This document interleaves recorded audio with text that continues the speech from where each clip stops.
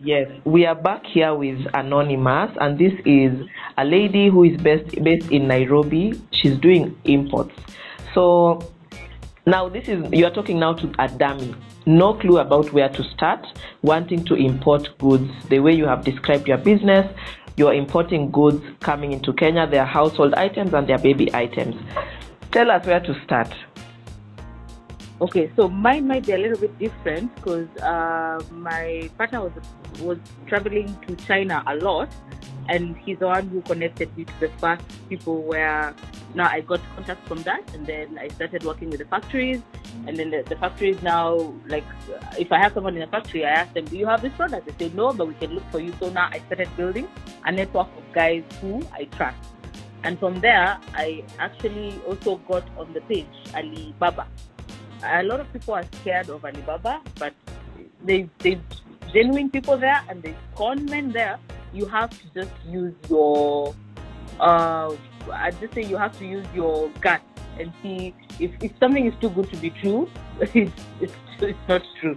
So just use your gut, see if this makes sense, compare with other people, because you see, they'll give you, if you search for an item, they'll give you like 10 different suppliers who are giving the same thing. So if you have one supplier who's selling it 10 times less than everybody else, something is wrong with that. But if everyone else is roughly on the same place, at least now you can see these are genuine. Also, when you open a supplier's page, they show you how many years they've been on the page, if it's verified, if they're a good supplier. So that's when now you can tell if this is a good or legit supplier. And honestly, when you're first starting, don't leave the platform if you're going to use the Alibaba platform, which is the easiest way for you to start importing, by the way. So don't leave the platform. They'll tell you, let's talk on WhatsApp, speak faster there, but just say no, let's talk here. Because there's something called Pay for Protect on Alibaba, which means once you've paid them, you're protected. If your goods don't get to you in, let's say you tell them it takes you 6 weeks or 7 weeks to get here, if the goods don't get to you on time, Alibaba will pay you back. They'll have the supplier pay you back. So now if you find someone who's a con, they will not agree that. They'll tell you, let's talk on WhatsApp, and then we can use PayPal. You see now, if you pay on PayPal and the goods don't get there, you have no one to complain to. And if you go to Alibaba, they'll tell you, our rules are clear. If you leave the platform, you're on your own. So it's slightly pricier, but I like having that insurance. Then now you also have to find someone to ship the items here for you. You can ship for yourself, which is very pricey because you have to fill a whole container by yourself. Or you can go to these shipping agencies who are everywhere and just get someone who is able to ship for you at the smallest amount that you can be able to bring in. Because the big, I want to stop you a bit before we go to shipping. So just for ordering, thinking about the dummy. For your journey, you had your husband going to China, so you had a bit of a link to some factories there. I'm assuming that most people will be going the Alibaba route. So you're saying we go on Alibaba.com, search for the item. Yes. How did you, so for you in your journey, I think you've already told us about your journey that you are personally looking for these baby items, and that's how you started, importing baby and household. So for anybody that's interested, you would have to know what item you want to import. Go to Alibaba.com and do a search. Yes. When you're searching, you said a few important things about the fact that there are some honest people and there are some con men on Alibaba.com. And I like your advice to just make sure that all the conversations, all the, the whole conversation and interaction with these sellers is happening on Alibaba.com, not on WhatsApp. I've also done a few imports working with Alibaba, and I actually did a bit of WhatsApp.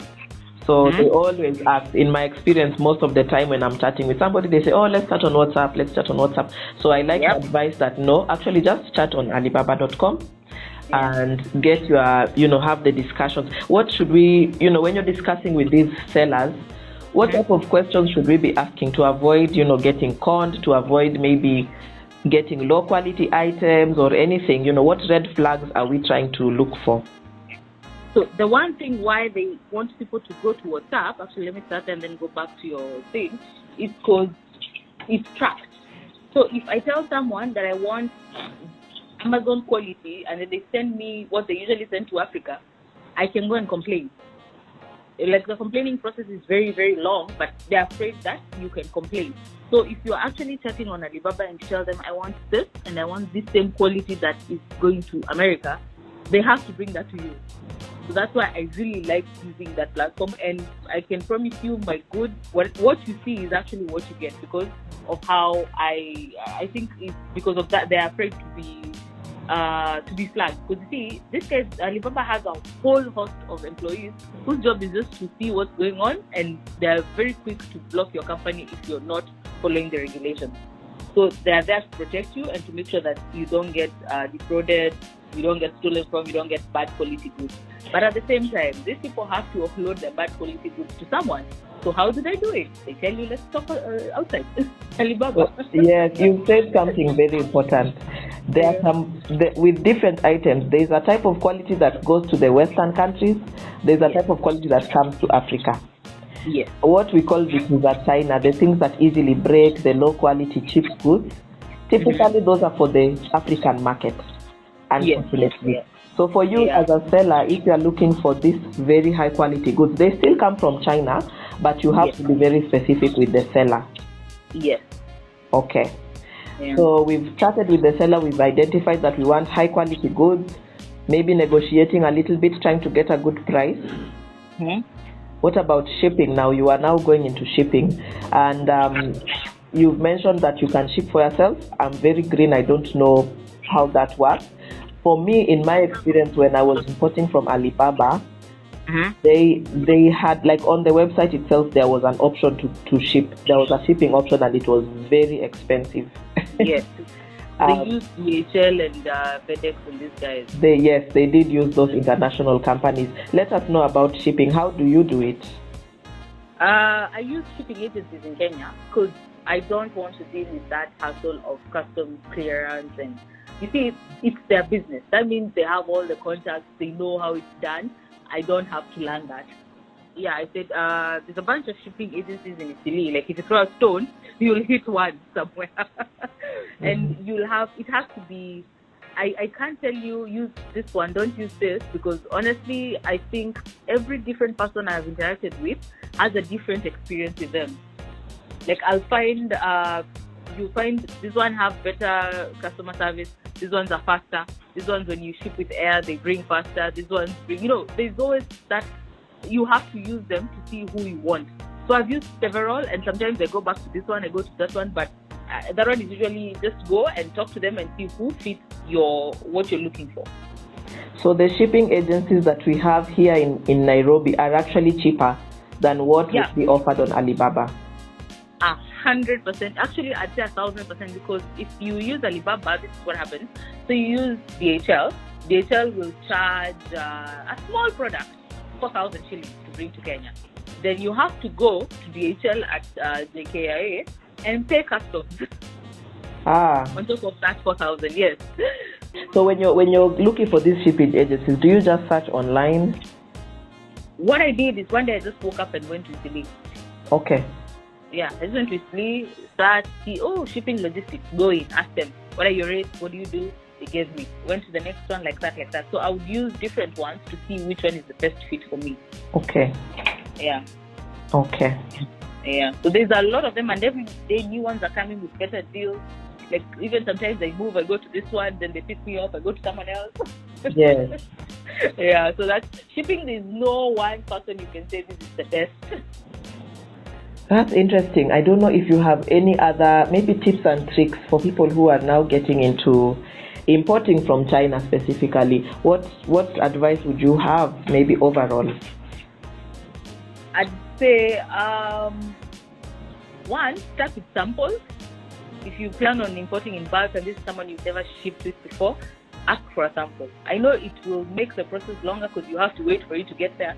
But if you're asking for a sample, you can ship by air. That takes like a week and a half. So ask for a sample. Look at the quality of the item.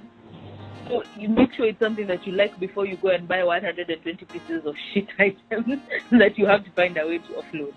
And I'd say if you find a supplier you like, stick with them. Because this whole going, like, You find you have a supplier they're selling, and then you find someone else who's selling 10 shillings cheaper. You decide, oh, let me go to this. I promise you, I did that once, and the quality was completely different. Like my supplier, that extra 10 shillings, you can really see it on the item. And the other one, I had actually spent, my supplier had bought, let's say, 20 items, and this new one, because they were cheaper, I said, let me buy 50. Honestly, worst decision I ever made, and I had to sell those items at a lower price than what I was selling before because I was ashamed of them.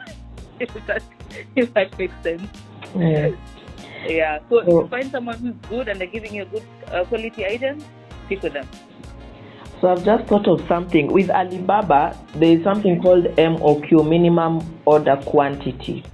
And that basically means that for one item, typically you can't just ship one or two unless you're buying the sample.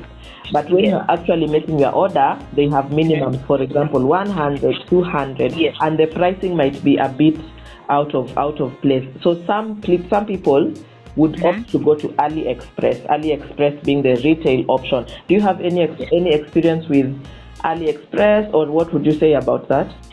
Yes, AliExpress is the retail option. That means things are more expensive.